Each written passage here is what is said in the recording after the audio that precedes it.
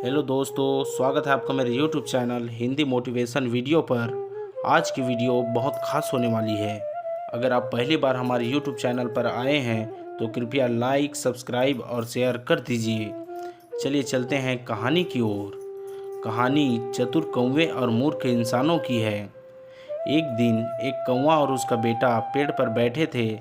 कौवे का बेटा उसके पिता को बोला, पापा, मैंने आज तक सभी प्रकार की मछलियाँ खाई, पर दो पैर वाले इंसान का मांस कभी भी नहीं खाया। पापा, कैसा स्वाद होता है इस दो पैर वाले जीव के मांस का।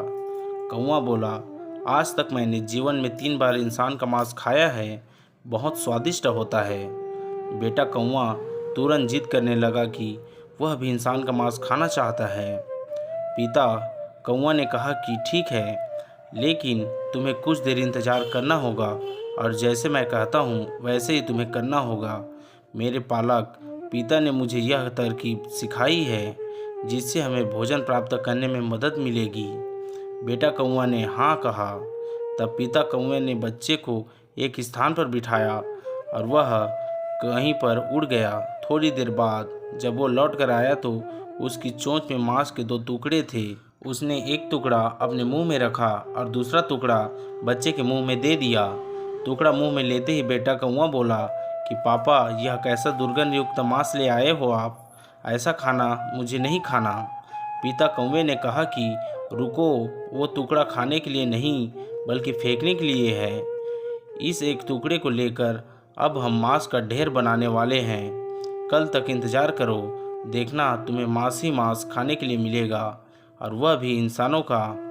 बेटा कौवे को कुछ समझ में नहीं आ रहा था कि एक मांस के टुकड़े से मांस का ढेर कैसे बनेगा, लेकिन उसे अपने पिता पर भरोसा था। थोड़ी देर बाद पिता कौवे ने एक टुकड़ा लिया और आकाश में उड़ गया और वह उस टुकड़े को एक मंदिर में फेंक दिया। कौवा वापस आया और दूसरा टुकड़ा उठाया और दूसरा टुकड़ा भी एक मस्जिद में अंदर फेंक दिया। फिर वह आकर पेड़ पर बैठ गया। पिता कौवा ने बेटे से कहा, आप देखना, कल सवेरे तक इंसानों का मांस खाने को जरूर मिलेगा। कुछ देर बाद हर तरफ अफरा तफरी मच गई। ना किसी ने कुछ सुन पा रहा था और ना ही कोई किसी को सुन रहा था। केवल धर्म के ही बारे में आवाज़ें उठ रही थी। धर्म के नाम पर खून बहाया जा रहा था।